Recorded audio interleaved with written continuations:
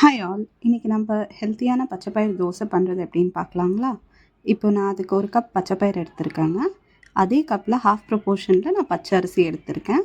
நீங்கள் வந்துட்டு இட்லி அரிசி கூட ஆட் பண்ணிக்கலாங்க.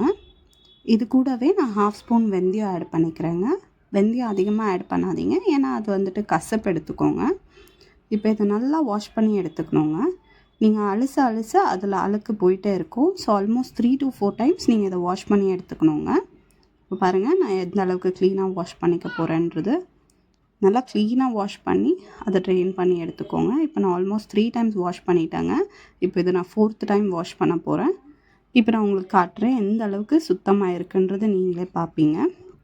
இப்போ பாருங்கள் எவ்வளோ சுத்தமாக இருக்குதுன்னு பார்த்தீங்களா? இப்போ இதில் இருக்கிற தண்ணியை நான் ட்ரெயின் பண்ணி எடுத்துக்கிறேன். இப்போ மறுபடியும் நான் இதில் ஒரு கப் தண்ணியை ஆட் பண்ணிக்கிறேங்க.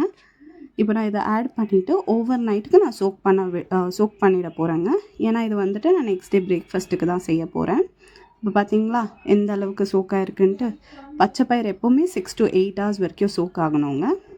இப்போ நான் வந்துட்டு இந்த பச்சைப்பயிறு, பச்சை அரிசி, வெந்தயம் சோக்கானதை வந்து மிக்ஸி ஜாருக்கு ட்ரான்ஸ்ஃபர் பண்ணிக்கிறேங்க.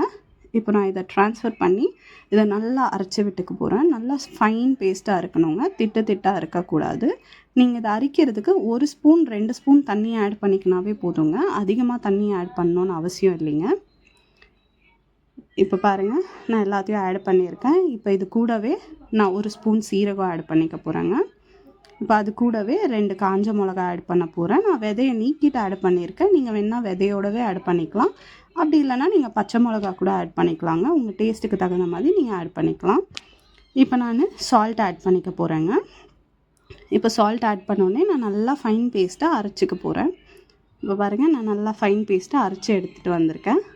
இப்போ இது வந்துட்டு நீங்கள் மார்னிங் பிரேக்ஃபாஸ்ட்டுக்கு சாப்பிட்றீங்கன்னா அவ்வளோ ஸ்டமக் ஃபில்லிங்காக இருக்குங்க. அவ்வளோ ஹெல்த்தியான பிரேக்ஃபாஸ்ட் இது. இங்கே பாருங்கள், நான் எல்லாத்தையும் இப்போ ஒரு பவுலில் ட்ரான்ஸ்ஃபர் பண்ணிகிட்ருக்கேன். இப்போ இதை ட்ரான்ஸ்ஃபர் பண்ணி அதிகமாக தண்ணி ஊற்றிக்கக்கூடாதுங்க, ஏன்னா தோசை வந்துட்டு சரியாக வராது. ஸோ இப்போ நான் வந்துட்டு தவா நல்லா சூடாகிட்டுருக்கு. இப்போ நான் இதில் வந்து தோசை ஊற்ற போகிறேன். இந்த கன்சிஸ்டன்சியில் தாங்க பேட்டர் இருக்கணும். இப்போ பாருங்கள், நான் நல்லா தோசையை மெலீஸாக ஊற்றிக்க போகிறேங்க. ஏன்னா தோசை அப்போ தான் நல்லா கிறிஸ்பியாக வரும். ஸோ நல்லா மெலீஸாக எவ்வளோக்கு எவ்வளோ மெலீஸாக ஊற்ற முடியுமோ அவ்வளோக்கு எவ்வளோ மெலீஸாக ஊற்றிக்கோங்க. பாருங்கள், நல்லா வெந்ததும் நீங்கள் திருப்பி போட்டு இன்னொரு பக்கமும் வேக வைக்கணுங்க.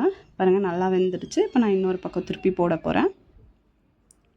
இப்போ பாருங்கள் எந்த அளவுக்கு கிறிஸ்பியாக இருக்குன்றது உங்களுக்கே தெரியும். இப்போ இது நல்லா வெந்து வந்திருக்கு. நம்ம இப்போ இதை வந்து ட்ரான்ஸ்ஃபர் பண்ணிக்கலாங்க பிளேட்டுக்கு. நீங்கள் இது கூட எந்த சட்னி வச்சு சாப்பிட்டாலும் அவ்வளோ அற்புதமாக இருக்குங்க. ஸோ நீங்களும் ட்ரை பண்ணி பாருங்கள். இது வந்துட்டு பிரேக்ஃபாஸ்ட்டுக்காகட்டும், நீங்கள் ஈவினிங் ஸ்நாக்ஸுக்காகட்டும் சாப்பிட்டிங்கன்னா அவ்வளோ ஸ்டமக் ஃபில்லிங்காக இருக்கும். இஃப் இன்கேஸ் ஈவினிங் சாப்பிட்றீங்கன்னா 7-8 o'clock முன்னாடியே சாப்பிட்ருங்க. ஓகேவா? இப்போ வந்துட்டு இது பிடிச்சிருந்தா நீங்களும் லைக் பண்ணுங்கள், ஷேர், சப்ஸ்கிரைப் பண்ணிக்கோங்க. தேங்க்யூ.